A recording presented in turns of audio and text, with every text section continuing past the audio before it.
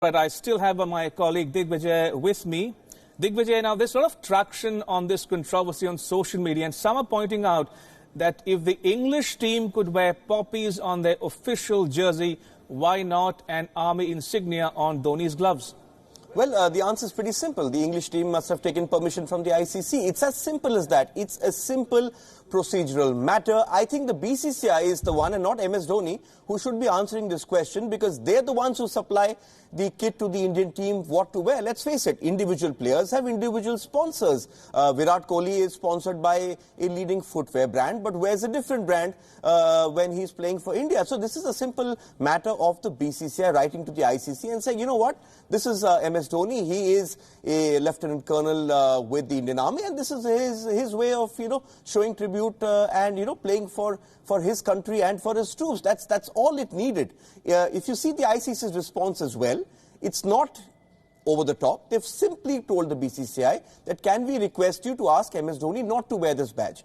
They haven't fined MS Dhoni. They haven't taken action. There's been a lot of fines being dished out in this IPL for simple things such as a player mounting an obscenity on the field which the umpire heard. There's nothing of that sort. The ICC is also very careful. They don't want to, get the BCCI on the wrong side. They know where the fans are. They know who's following the World Cup. If you just look at the anticipation for India's first game at this World Cup, because they were the last team to play, and the kind of traction that's happened after that, the ICC doesn't want to fall foul of the BCCI as well. So they kindly just put it that, listen, you're in breach of regulations, kindly adhere to it. So the BCCI's option now is very simple. They've written to the ICC and said, please allow MS Dhoni to wear these gloves. And I won't be surprised that in the next few hours, or maybe at the end of the day, the ICC comes back and says, okay, go ahead.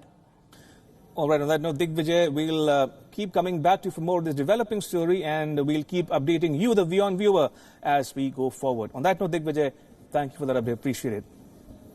All right, in more news from India, India is planning to order ride-hailing services such as Ola and Uber to convert 40% of their fleet of cars to electric by the year 2026. Now, to achieve that, the taxi aggregators will have to start the conversion process from next year itself. Now, some taxi players such as Ola had tried to operate electric cars before, but with little success due to inadequate infrastructure and high costs. Nevertheless, New Delhi is trying to speed up the electrification process in the country to reduce its oil imports and curb pollution.